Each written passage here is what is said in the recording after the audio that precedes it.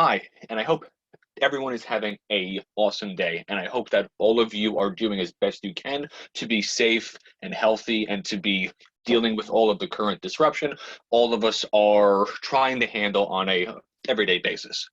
I'm Dr. Stein Smith, chairperson of the Accounting Working Group, and on the April 2020 podcast, I'm pleased to have with us here as a guest, David Pope.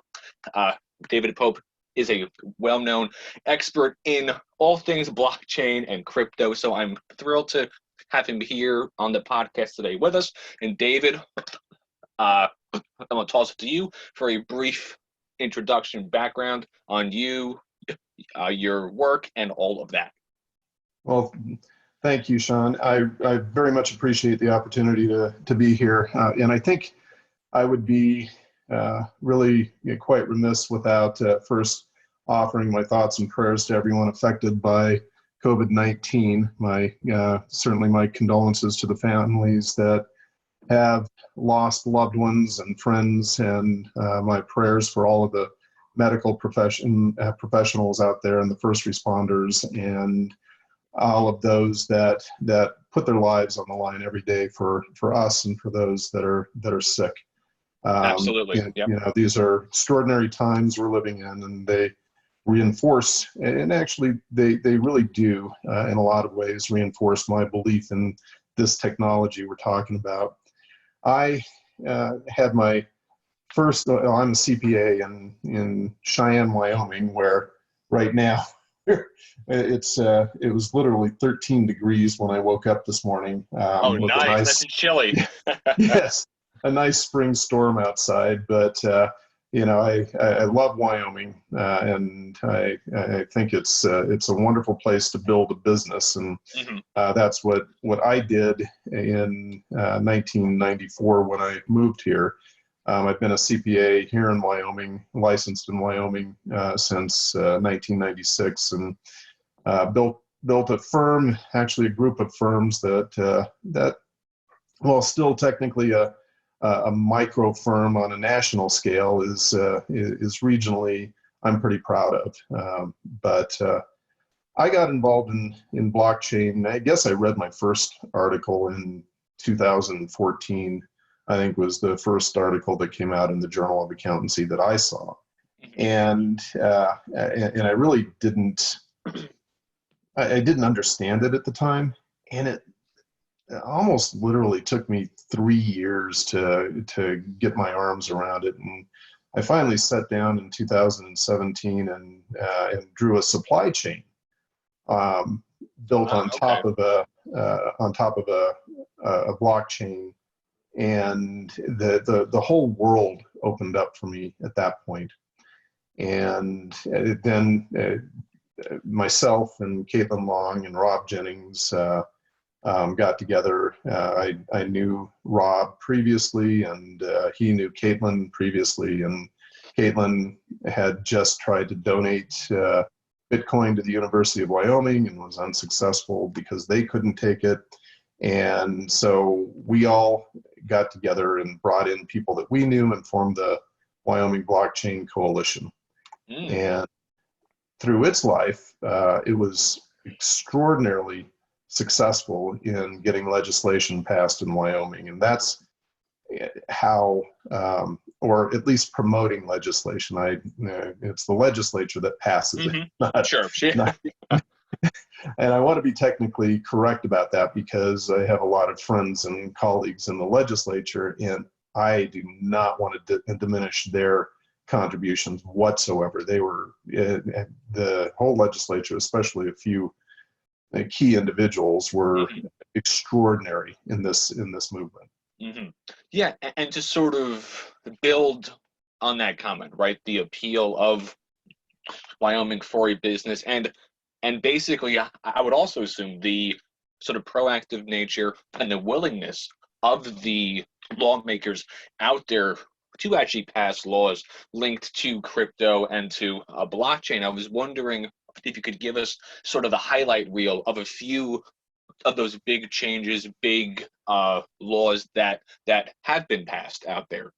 Well, they are enormous, and it, the reason they're enormous is because they begin to define for legal purposes Hmm. the technology and digital assets in general, and provide various exemptions and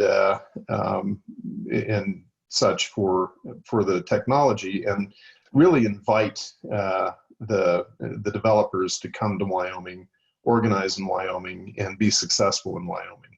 The Hmm. goal of it was to create an ecosystem here because Wyoming is a rural state.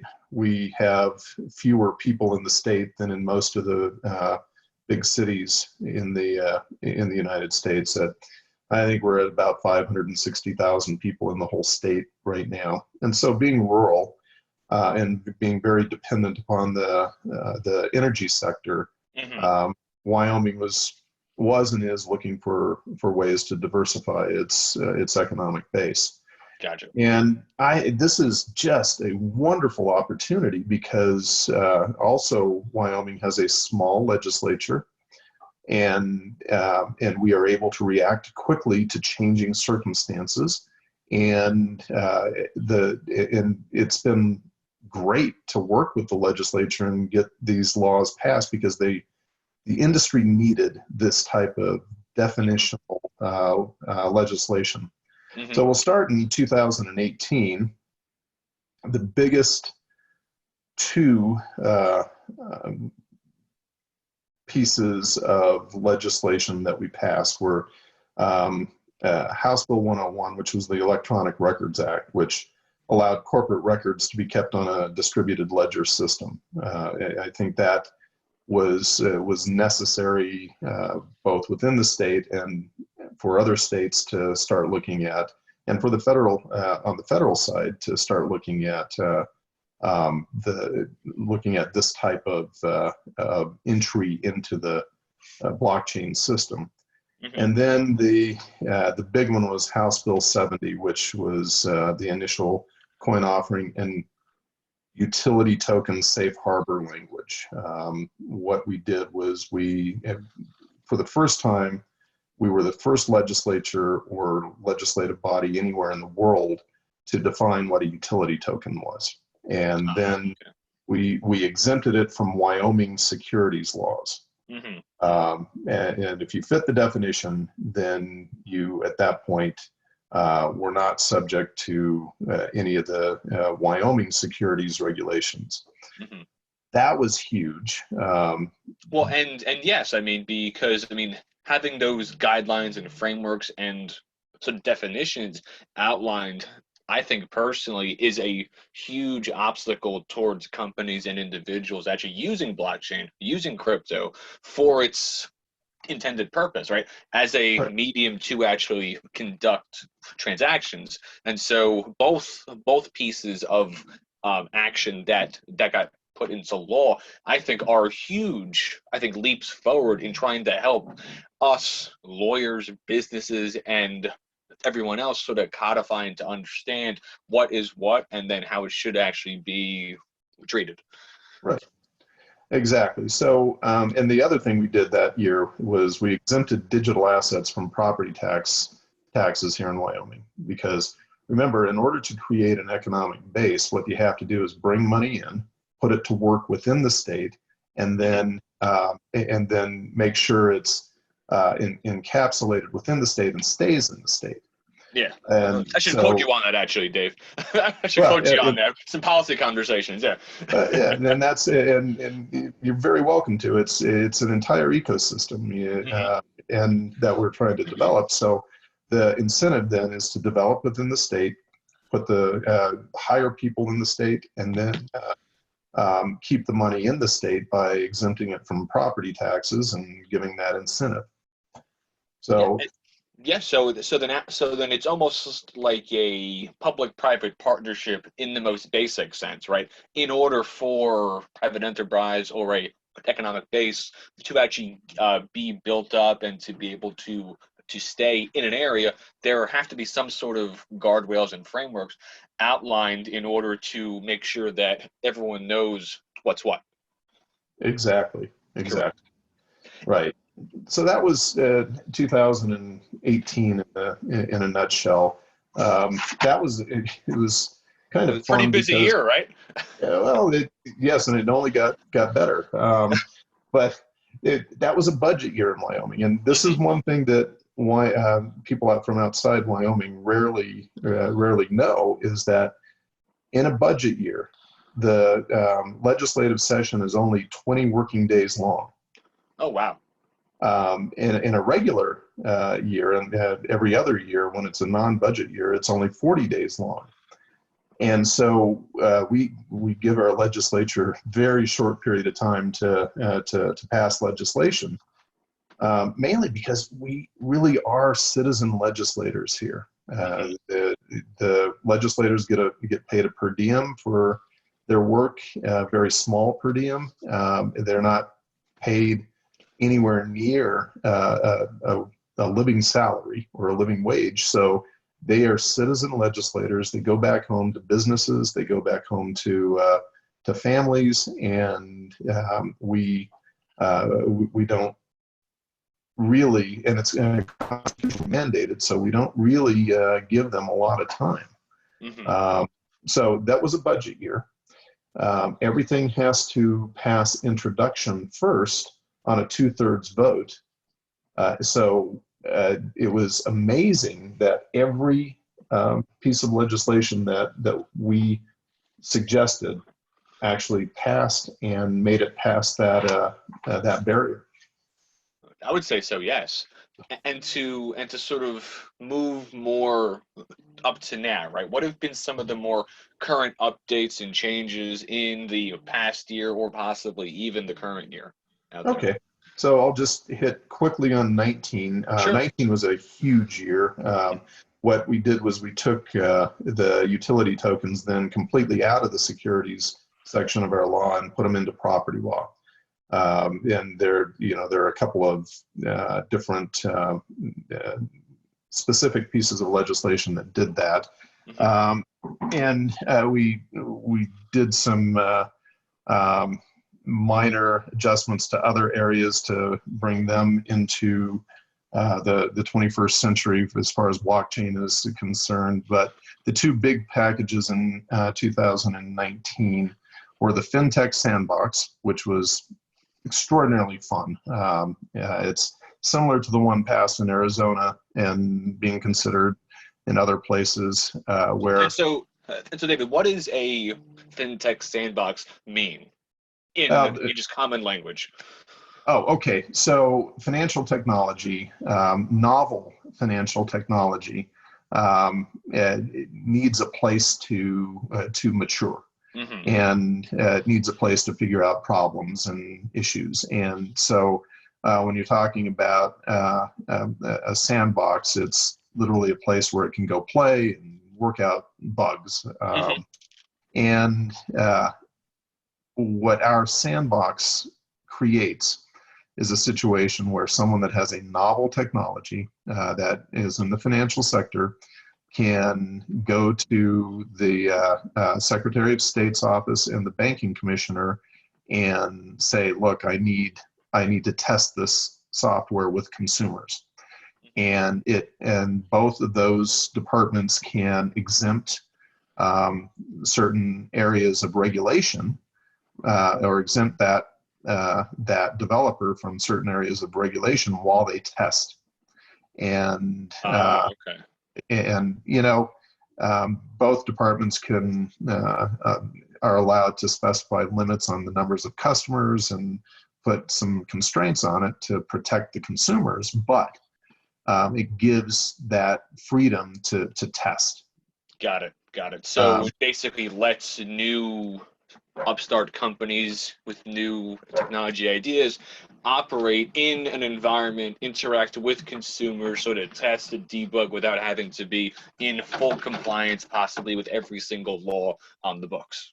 Exactly. And, if it comes to pass that it's successful and it doesn't put the consumers at undue risk, then the developer can go to the legislature and say, look, we need a permanent exemption from this, and it can happen.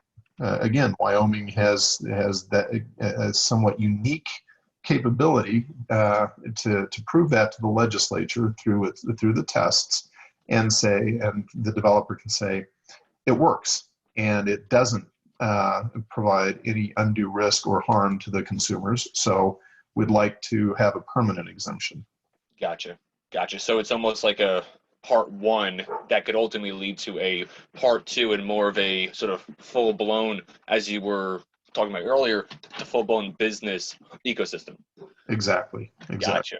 That's a huge deal. Yeah. It is. And then the really big one that I think everyone heard about from 19 was the Special Purpose Depository Institution. Absolutely. Yes. That was born not just out of blockchain, but out of some of the federal efforts to shut down perfectly legal businesses through the banking system. Operation Choke Point, which started, I believe, in 2014, or maybe it was 13. That's a pretty obvious name too, right? Right. The Justice Department went to the FDIC and said, "Look, we don't like these types of businesses," and they were like brokers and payday loan companies, firearms manufacturers, ammunition manufacturers, pretty basic legal types of businesses. And the Justice Department said, we don't like them, pretty much. And there are reasons behind it and stuff like that. A lot of it was political. And the FDIC said, wow, we can tell banks that if they bank any of these types of businesses, they will be under additional scrutiny. And that is something that should happen, I believe, in the United States. That this is a personal political belief of mine, that if you have a legal business on the federal level, you should be able to enter into the banking system, because without a bank now, the IRS requires electronic funds transfer for payroll taxes and estimated taxes and all of that on the business and corporate level. So without a bank account, you can't conduct business. So in our cryptocurrency, developers and users later on found that the banks were applying that same methodology to them. So we created a special purpose depository institution, which is a form of state chartered bank, for lack of a better word. Sure. Yep. It's not a traditional bank, but that's what it is. And it is a bank that does not have to have FDIC insurance. Wow. Okay. And it's a big difference, obviously, right? Yeah. Yes. And on the other end, we protected the consumer by preventing that type of bank from engaging in the practice of lending money or lending anything, which takes away most of the revenue streams from that type of bank. And we'll get into that in a little bit. But the bank itself has to pretty much be 100% covered at all times by its own deposits. So it's a bank that has an extraordinarily low risk of failure, and it will be monitored, of course, by the Banking Commission in Wyoming, but it doesn't require insurance because of that. And I just want to point out here briefly, just to highlight this point, this type of a banking model, as outlined by David, is completely different from the quote unquote normal type of banks, right? In terms of its business operations, how it's structured, and all of that. So it really is a new type of institution, basically built specifically for the blockchain space. Exactly, because with blockchain, and you have efficiencies that can be gained that can create a situation where a bank that doesn't have the revenue streams that traditional banks do can still be efficient enough to operate on a very low margin. Now, what we also did at the same time in order to compensate for that was created a new type of custody institution to pair with that that allows storage of digital assets for fee. And that's the side that will create the revenue stream. Now, if you're in a different type of industry, like the fossil fuels industry or the firearms industry or whatever, you're going to have to figure out enough revenue streams to compensate for, or you'll have to raise fees. You'll have to do something in order to compensate for the fact that you don't have other revenue streams, or the loans as a revenue stream. But it's with the cryptocurrency model and with the blockchain model, there's a very easy path to profitability in this type of. And as we all know, I mean, having profits is usually a pretty good thing, right? Yes. Yes. And to wrap up our conversation here, and I'm going to have you back on the podcast soon, absolutely. And to just wrap up our conversation here right now, are there any trends or forecasts that you would make for blockchain or for crypto overall for the rest of 2020 once we get through all of this COVID-19 caused chaos? Right. I think that's causing a delay in a lot of areas, but I think, of course, we're going to see the IRS trying to continue to wrap their arms around all of this. What I'd really like to see on the IRS side, which no one or very few people are talking about, is full 1031 treatment for crypto to crypto transactions, because otherwise the record keeping is horrendous in that area. Yeah, so, putting it mildly. Right. And so that's the one thing. You will see on the federal side, the SEC continue to try and grapple with this, and I think they'll finally come around in the end, maybe kicking and screaming, but I think they'll finally come around in the end on a lot of this. But what I really see is on the supply chain side, the panic buying showed us how shallow our supply chains are right now. Truly. And can you imagine? Can you see a true supply chain system on blockchain with a smart contract on top, and then an AI system built on top of that controls and directs the supply chain to fill the pockets as they appear in as quick of a manner as possible? You can kind of put a supply chain on hyperspeed if it's built on this technology, and that's where if I really had my vision, that's what I'd see going on right now.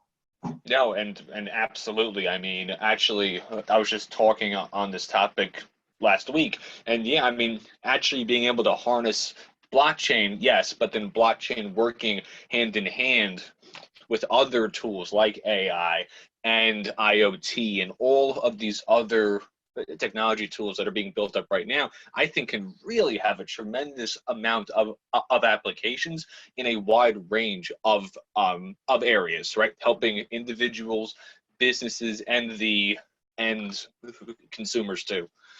Exactly. It just extends the flexibility of the supply chains immensely. Right now it's we're having trouble converting from everyone goes out to eat and gets their food there to everyone making their food at home, and it just has caused this terrible situation where, for the first time in my memory, and certainly I'm older than a lot of people in this field, For the first time in my memory, there are lines at the to get into the grocery stores and Yeah. all of that, and it's something I never thought I would see here. So this temporary disruption would be much more quickly mitigated if we had blockchain more pervasively used in that environment.